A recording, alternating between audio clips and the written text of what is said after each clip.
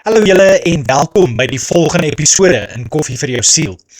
Die titel vir vandag is Wanneer geestelike honger na 'n gifbeker gryp en hierdie is episode 22 in die tema Die Kriewelrige Kerk.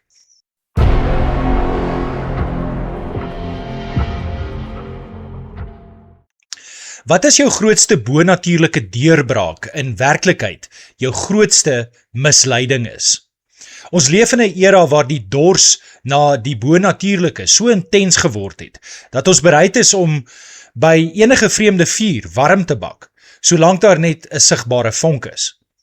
Ons hardloop agter uiterlike tekens, emosionele manifestasies en profetiese woorde aan met 'n verbete desperaatheid, maar ons weier om te vra wie die werklike bron van daardie vuur is.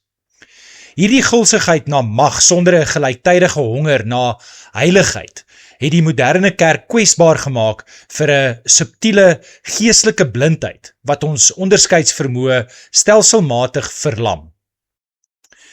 Die vyand stuur selde sy gevaarlikste aanvalle in die vorm van ooglopende boosheid. Hy verpak dit as 'n gerieflike kosmetiese kortpad wat niks van jou eie lewenstyl eis nie.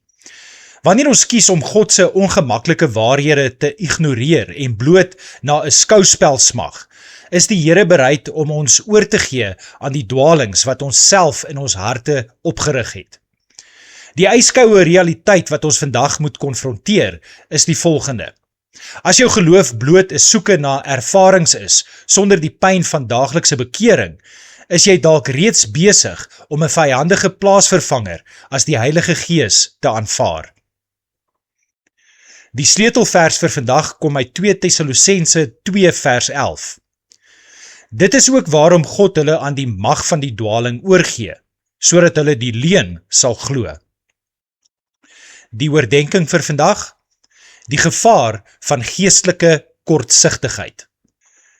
Wanneer God se volk met afgode in hul harte na hom toe draai, reageer die Here op 'n manier wat ons ten diepste behoort te skud. Soos die profeet Esegiel openbaar, antwoord God diegene wat hul harte aan die sonde verbind het, presies in ooreenstemming met die omvang van hul eie afgodery. Dit beteken dat as ons iets meer begeer as vir God self, hy ons as 'n vorm van oordeel sal oorgee aan die antwoorde wat ons eie oë wil sien. Net soos Farao se hart verder verhard is, toe hy hardnekkig geweier het om te luister.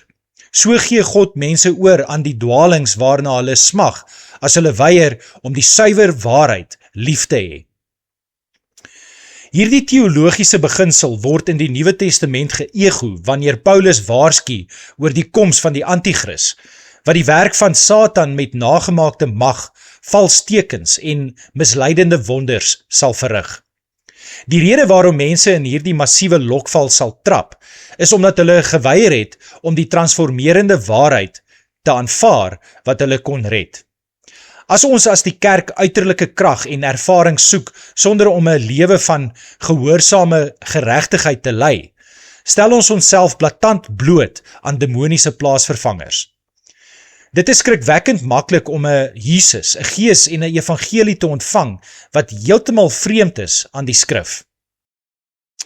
Terwyl die charismatiese uiterste hom blootstel aan hierdie demoniese namaaksels, bring Satan altyd foute in pare tevoorskyn, met die doel om gelowiges na teenoorgestelde uiterste van afskeidsbeweging te dryf. As die vleeslike en chaotiese misleiding binne sekere kringe jou sinies gemaak het oor die Heilige Gees, het die vyand steeds 'n massiewe oorwinning behaal. Om die werking van die Gees heeltemal te ontken en jou geloof in 'n uitsluitlik intellektuele strewe te omskep, maak dit die siel geestelik dof en kragteloos. Albei uiterstes ontneem die gelowige uiteindelik van die rou, egte krag van God.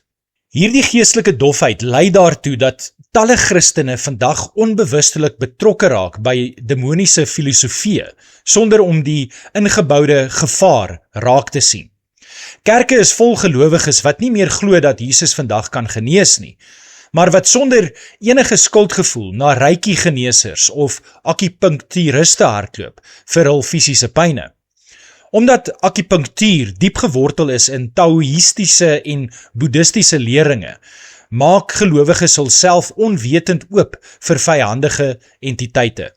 Dit is 'n absolute tragedie dat 'n massiewe persentasie van die moderne Christendom nie eens meer glo in die fisiese bestaan van Satan nie.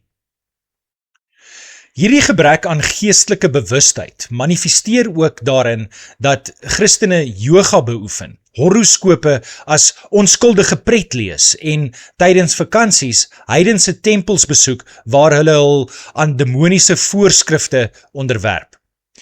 Deur gelukbringer armbande te dra, hipnose vertonings by te woon of met Ouija-borde te speel, bewys gelowiges dat hulle God minder vrees as mense.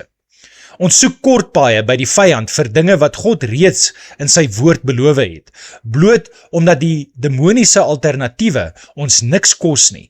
Hulle vereis geen bekering, geen selfverloning en geen regverdige leefstyl van ons nie. Hierdie selfoppervlakkige ingesteldheid verdraai ook ons begrip van herlewing. Baie Christene bid desperaat vir herlewing, maar die prentjie in hul koppe is bloot 'n vermaaklike skouspelagtige kerkvertoning waar mense onbeheerbaar ruk, lag of soos diere blaf, sonder dat enige karaktertransformasie vereis word. Die geskiedenis bewys egter dat ware godelike herlewing nooit 'n goedkoop vertoning is nie.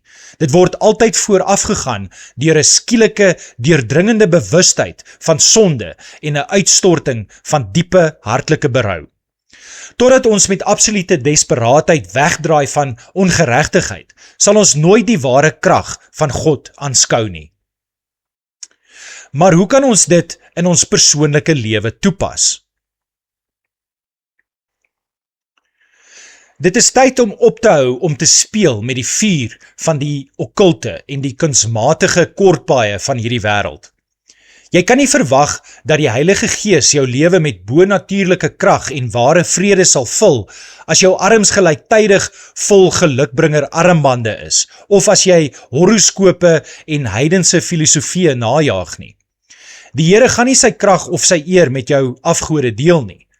Jou persoonlike roeping vandag is om die dinge waarmee jy jouself oopgemaak het vir geestelike dofheid, radikaal in die lig te bring en permanent uit jou lewe te verwerp. Sny onmiddellik deur die geestelike blindheid wat jou laat dink dat sekere oosterse praktyke of esoteriese kortpaaie bloot onskuldige ontspanning is. As jy genesing, beskerming of rigting vir jou toekoms nodig het, gaan op jou knieë voor die lewende Christus en hou op om na demoniese plaasvervangers te hardloop wat niks van jou karakter eis nie. Gooi die horoskope weg, breek die bande met geheime organisasies en suiwer jou huis en jou gedagtes van alles wat die Gees van God bedroef. Dit gaan jou dalk jou tydelike gemak kos, maar dit sal jou geestelike autoriteit herstel. Wanneer jy die moed besit om jou sonde te konfronteer en met 'n diep opregte berou na die absolute gehoorsaamheid van die woord terug te keer, sal jy nie meer nodig hê om agter tekens en wonders aan te hardloop nie. Hulle sal jou begin volg. Ware herlewing begin nie in 'n kolossale stadion of 'n skouspelagtige vertoning nie. Dit begin op die altaar van jou eie skoongemaakte hart. Kies vandag om God te vrees bo mense. Loop die pad van onwrikbare geregtigheid en word die geaktiveerde disipel wat die rou, onvervalste krag van die lewende God eerstehands weerspieël. Kom ons bid saam. Almagtige God, ek bely vandag met diepe skaamte dat my gees dikwels dof en kortsigtig geword het. Ek het toegelaat dat die vleeslike manifestasies en dwalings van hierdie wêreld my sinies maak en in my soeke na vinnige, gemaklike kitsoplossings het ek my oopgemaak vir filosofieë en praktyke wat u gees ten diepste bedroef. Vergewe my waar ek beskerming, rigting en genesing by die kortpaaie van die vyand gesoek het, bloot omdat dit niks van my eie sondige lewenstyl geëis het nie. Reinig my hande en my hart van elke okkulte afgod wat ek in die geheim vertroetel het. Here Jesus, ek weier om langer te smag na tekens, wonders en manifestasies, sonder om na u regverdige karakter te streef. Ek wil nie meer die leuen glo dat ek my geloof in 'n leë intellektuele oefening kan omskep sonder die rou bonatuurlike werking van die Heilige Gees nie. Sny deur my blindheid en skenk my 'n skerp geestelike onderskeidsvermoë sodat ek elke demoniese namaaksel onmiddellik sal herken en verwerp. Ek breek vandag in u naam elke band met praktyke wat u woord openlik weerspreek. Stuur 'n ware diep herlewing na die altaar van my eie hart deur my te vul met 'n oorweldigende bewustheid van my sonde en 'n hartlike berou oor my ongeregtigheid. Ek kies om u te vrees bo mense en om my lewe in absolute radikale gehoorsaamheid aan u woord te onderwerp. Laat u Heilige Gees my lewe so suiwer, deursigtig en regverdig maak, dat my gebede kragtig en effektief sal wees te midde van hierdie geslag. In u allerheiligste naam alleen. Amen. Ons kan ook verder uit die skrif leer om ons meer te bemoedig in vandag se oordeenking. Die eerste vers kom uit Levitikus 19 vers 31. Moenie hulp soek by geeste of waarsêers nie. Dit sal julle onrein maak. Ek is die Here, julle God. Hierdie ononderhandelbare verbod van die Here sluit perfek aan by die oordeenking se waarskuwing teen die gevaarlike esoteriese kortpaaie soos horoskope, reiki en akupunktuur waarmee moderne Christene hulle self verontreinig. Dit verduidelik aan ons dat die oomblik wanneer ons buite God se voorgeskrewe grense na bonatuurlike hulp of rigting soek, ons onsself geestelik besmet en die autoriteit van ons Skepper direk beledig. Die teks dwing ons om te besef dat God totale eksklusiwiteit in ons vertroue eis en dat ware beskerming slegs binne sy heiligheid gevind word. Die volgende vers kom uit 2 Korintiërs 6 vers 14. Moenie met ongelowiges in dieselfde juk trek nie. Hoe kan daar vennootskap wees tussen reg en onreg? Hoe kan daar gemeenskap wees tussen lig en duisternis? Hierdie skrifgedeelte lê die teologiese grenslyn bloot ten opsigte van die kerk se losbandige kompromie met heidense en wêreldse filosofieë soos yoga of vrymesselary. Dit wys aan ons dat die liggaam van Christus nie sy identiteit en reinheid met die geeste van hierdie geslag kan vermeng sonder om sy bonatuurlike krag permanent te verloor nie. Deur te vra watter gemeenskap lig met die duisternis het, daag Paulus ons uit om die kunsmatige mengelmoes godsdiens af te skud en te kies vir 'n radikale afsondering wat nodig is vir egte heiligmaking. En dan die laaste vers kom uit Handelinge 19 vers 19. Heel party van die mense wat toorkunste beoefen het hulle boeke gebring en voor almal verbrand. Hulle het die waarde daarvan bereken en gevind dat dit 50.000 silwermuntstukke werd was. Hierdie historiese gebeurtenis weerspieël die presiese anatomie van 'n egte geesvervulde herlewing waarna die oordeenking verwys, wat altyd begin met 'n radikale oorgawe van sonde en die openbare vernietiging van afgode. Hierdie vroeë gelowiges het nie bloot vir emosionele opwinding of tekens gesoek nie. Hulle het hulle eie duur esoteriese kortpaaie en okkulte koneksies fisies verbrand, sodra die vrees vir die Here oor hulle gekom het. Dit verduidelik aan ons dat die krag van God slegs deur die kerk kan breek wanneer ons geregverdig is deur daadwerklike bekering wat ons gerief en ons bates kos.